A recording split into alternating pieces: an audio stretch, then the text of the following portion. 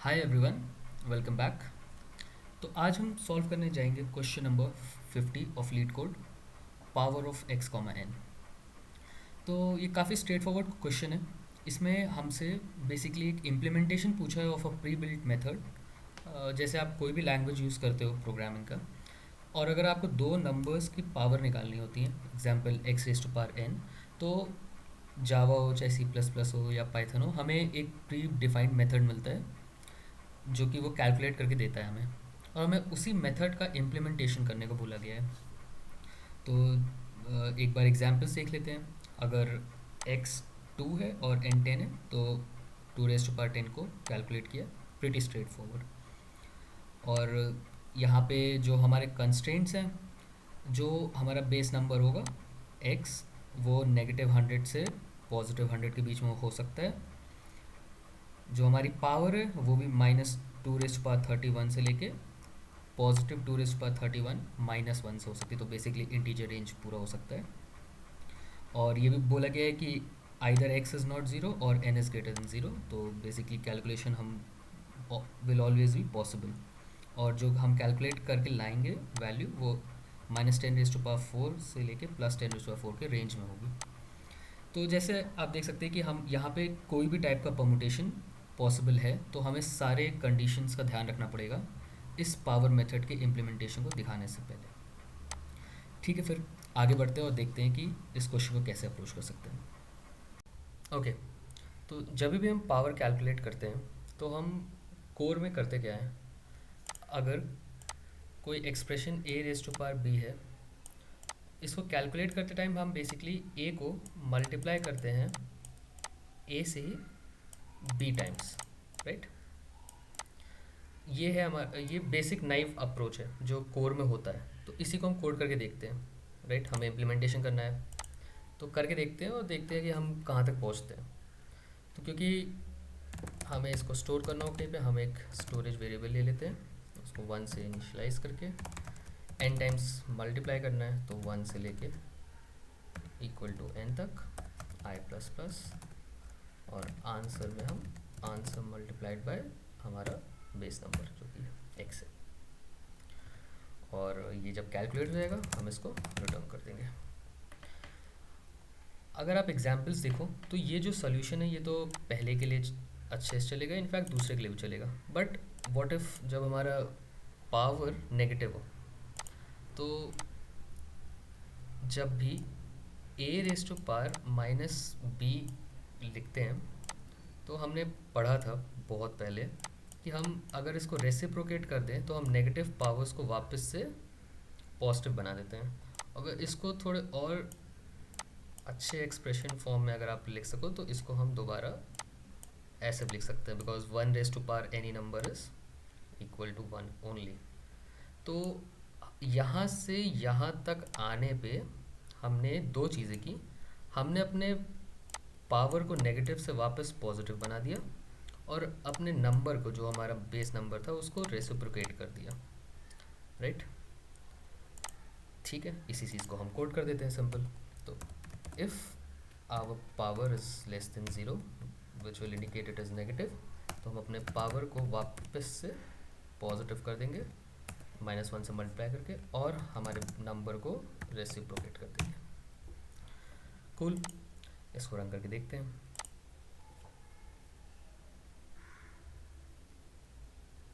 हमारे सारे given test cases pass हो गए। अब इसको सबमिट करते हैं।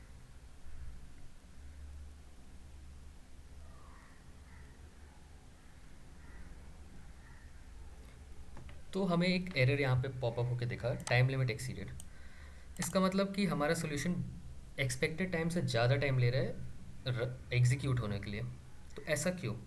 अगर आप कंस्ट्रेंट्स में देखो तो जो हमारा बेस नंबर है वो तो 100 से -100 ही है, लेकिन जो पावर की वैल्यू है वो बहुत बड़ी है, 2 रेज टू पावर 31 तक जा सकती है। तो ये एक्चुअल में ये बहुत बड़ा नंबर है। और अगर आप इटरेट, हमारा सोल्यूशन क्या है, हमारा इटरेटिव सोल्यूशन है, मतलब एक एक करके हम आगे बढ़ रहे हैं। अगर b टाइम्स b हमारा पावर की वैल्यू है, तो हम b टाइम्स अपना लूप चला रहे हैं, तो इसकी कॉम्प्लेक्सिटी होगी o raise to power o of b, right, big O of b। तो लीनियर सोल्यूशन है। वैसे तो लीनियर सोल्यूशन बेहतरीन होता है, बट इस केस में ये भी कम पड़ रहा है हमारे लिए, क्योंकि हमारा वैल्यू बहुत बड़ा है। तो अब हम आगे बढ़ेंगे और देखेंगे कि हम इस सोल्यूशन को कैसे और एफिशिएंट बना सकते हैं। ओके, हमने एक लीनियर सोल्यूशन लिखा था, उसको सबमिट किया था और हमें टीएलई एक्सेप्शन मिला था।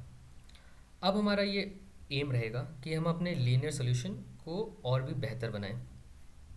तो हम एक एग्जाम्पल लेके समझते हैं। अगर हमें 2 रेज़ टू पावर 10 कैलकुलेट करना था, तो हमारा जो पिछला सोल्यूशन था लीनियर सोल्यूशन, वो एक एक करके जंप कर रहा था। पहले वो 10 से 9 पे गया, 9 से वो 8 पे गया, और ऐसे इवेंचुअली वो 1 पे पहुंचा। मतलब वो एक एक का जंप ले रहा था, राइट, क्योंकि हम 10 टाइम्स लूप चला रहे थे। अब हमें इस ये जो जंप है इनको कम करना है, तभी तो हमारा जो execution time of big of n था उसको हम कम कर पाएंगे डाउन टू समथिंग। अब वो समथिंग क्या है वो देखते हैं। तो यहाँ पे एक कॉन्सेप्ट आता है बाइनरी एक्सपोनेंशिएशन का, जो कि हम यूज़ करेंगे यहाँ पे, और उसके हेल्प से सॉल्यूशन निकालेंगे। तो बेसिकली होता क्या है और हमारा टारगेट क्या होगा? Instead of jumping 1 step at a time, हमारा टारगेट होगा कि हम एक significant amount of steps jump करें और उससे हमारा इवेंचुअली एग्जीक्यूशन कम हो जाएगा। तो अगर आप 2 रेज़ टू पावर 10 को देखो और इसको एक अलग तरीके से रिप्रेजेंट करने की कोशिश करो, तो हम इसको ऐसे भी रिप्रेजेंट कर सकते हैं। 2 raise to power 10 by 2 multiplied by 2। तो 2 से 2 कैंसिल हो गया, वापस 2 रेज़ टू पावर 10 हो गया। अब इस तरीके से रिप्रेजेंट करने का मतलब क्या, क्यों हमने किया है?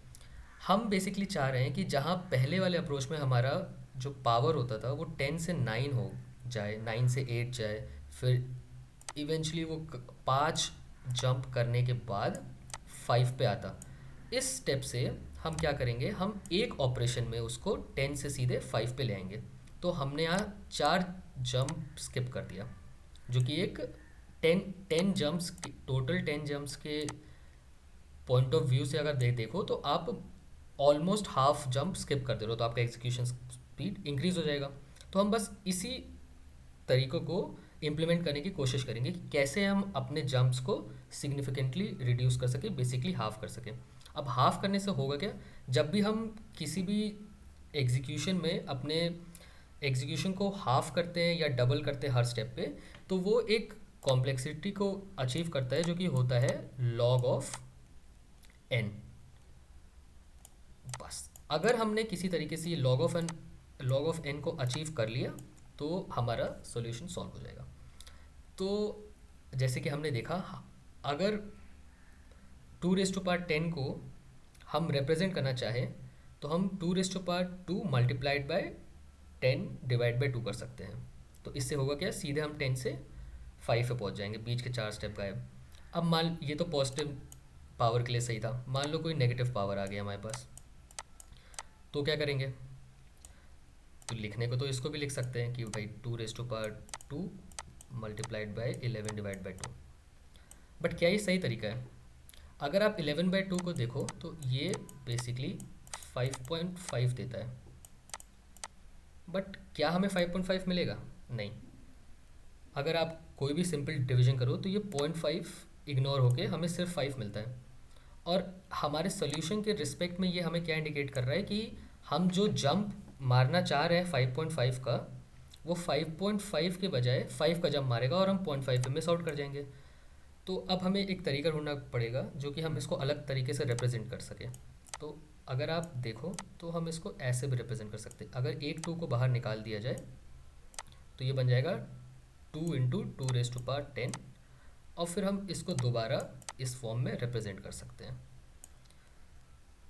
तो अब पावर्स या तो पॉजिटिव होंगी या नेगेटिव होंगी, और हमने दोनों केस के लिए अपना एक अप्रोच ढूंढ लिया है। ठीक है, तो हमने देखा कि अगर कोई पावर दी गई है तो हम इसको 2 पार्ट में सॉल्व करेंगे। एक होगा इवन पावर्स के लिए और एक ऑड पावर्स के लिए। ठीक है, अब इसको कोड करने की कोशिश करते हैं। आइए हम अपना पुराना कोड हटाएंगे। ओके, तो हम एक रिकर्सिव सॉल्यूशन लिखेंगे। तो रिकर्सिव सॉल्यूशन के लिए सबसे पहले एक बेस केस होना चाहिए। अब अगर आप देखो तो अगर आप अपना पावर जो 10 पे था वो आप 5 पे ला रहे हो, 5 से वो आगे जाएगा कहीं पे, तो इवेंचुअली वो कहीं तो जाके रुकेगा, हमें एक बेस केस देना पड़ेगा। तो वो बेस केस हमारे लिए ज़ीरो होगा। तो हम लिखेंगे इफ़ पावर जो यहाँ n सिग्निफाई करता है इक्वल टू ज़ीरो, तो रिटर्न 1। क्यों रिटर्न 1? क्योंकि किसी भी चीज़ की पावर जब ज़ीरो आप निकालते हो तो वो हमेशा 1 होती है। तो हमने अपना बेस केस लिख लिया। अब जैसे कि हमने डिस्कस किया था कि दो दो पार्ट में हमारा सॉल्यूशन डिवाइड होगा, इवन और ऑड के लिए। तो हम लिखते हैं if our current power mod 2 is equal to zero, मतलब अगर पावर इवन है तो हमें क्या करना है, तो हमें इस रिप्रेजेंटेशन को चेंज कर देना है बस। तो हम करेंगे यहाँ पे माय पावर, अपने मेथड फंक्शन को फिर से करेंगे कॉल, और इस बार x की जगह क्या हो जाएगा, एक्स स्क्वायर, और पावर हो जाएगी डिवाइड बाई 2।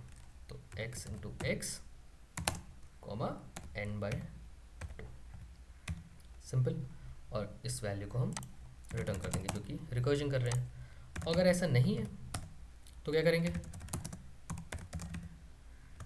तो हम इस फॉर्म में रिप्रेजेंट करेंगे। इस फॉर्म में रिप्रेजेंट करने का मतलब क्या है, जो हमारा बेस नंबर है वो अलग बाहर निकाल लेंगे और फिर हम एक रिप्रेजेंटेशन दे देंगे, मतलब वो मेथड को दोबारा कॉल कर देंगे। तो बेसिकली यहाँ x multiplied by my power x into x comma, अब यहाँ पे अगर आप n/2 लिखोगे तो ये गलत हो जाएगा। क्यों? क्योंकि n आपका ओरिजिनली 11 था, बट आप करना क्या चाह रहे हो, 10/2 लिखना चाह रहे हो यहाँ पे, राइट। तो n-1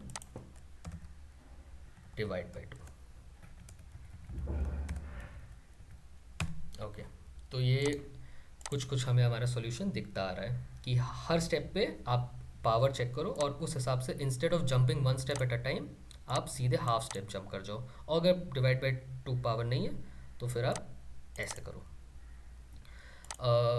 ये हमारा सॉल्यूशन आ गया, और क्योंकि हमने अपने हमारे पास नेगेटिव केसेस भी हैं तो हम उसको भी हैंडल करेंगे। n<0, तो हम n को वापस से पॉजिटिव बना देंगे और अपने नंबर को रेसिप्रोकेट कर देंगे। ओके, इसको रन करके देखते हैं।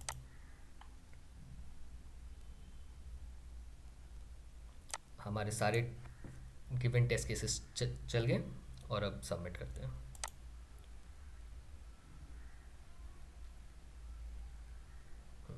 तो हमको एक नंबर फॉर्मेट एक्सेप्शन आया है। जावा में बेसिकली क्या होता है, अगर आप इंट या कोई भी एक डेटा टाइप डिफाइन करते हो तो उसका एक रेंज होता है। तो डेफिनेटली हमारे एग्जीक्यूशन में कहीं ना कहीं वो रेंज सरपास हो जा रहा है। तो इसको हम कैसे सॉल्व कर सकते हैं, हम इंटीजर की जगह लॉन्ग दे सकते हैं, बट क्योंकि हमारे गिवन मेथड में ये इंट है तो हम इसको चेंज नहीं कर सकते। तो हम क्या करेंगे, एक खुद का मेथड यहाँ पे डिक्लेयर करेंगे, डबल माई फंक्शन नाम दे देते हैं, और instead of taking n integer power type we will take a long power type. और यही सेम चीज़ हम उठा के यहाँ लिख देंगे।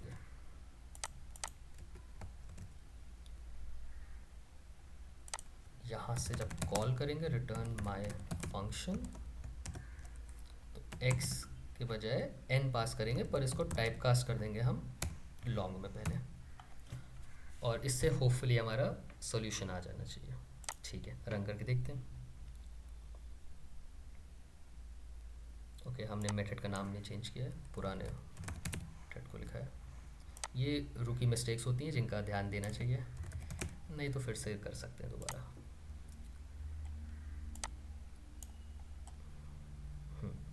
एक्सेप्ट हो गया, सबमिट करके देखते हैं। तो जैसे कि हमने देखा हमारा सॉल्यूशन एक्सेप्ट हो गया है, और ये ऑलमोस्ट अच्छा सॉल्यूशन है। तो ये था हमारा solution to implement the predefined method of power. कैसे दो नंबर्स का पावर कैलकुलेट करते हैं, और हम बड़े नंबर्स के लिए जब हमारे इनपुट वैल्यूज़ बहुत बड़ी होंगी तो हम कैसे उसको एक अच्छे तरीके से एक बेटर एफिशिएंट सॉल्यूशन दे सकते हैं जिसकी complexity O of log n होगी। और हमने किस अप्रोच का यूज़ किया था इसमें? बाइनरी एक्सपोनेंशिएशन का। ओके, सो ये था हमारा solution to question number 50 of LeetCode, power of x comma n. Thank you so much for tuning in, and until next time, keep practicing.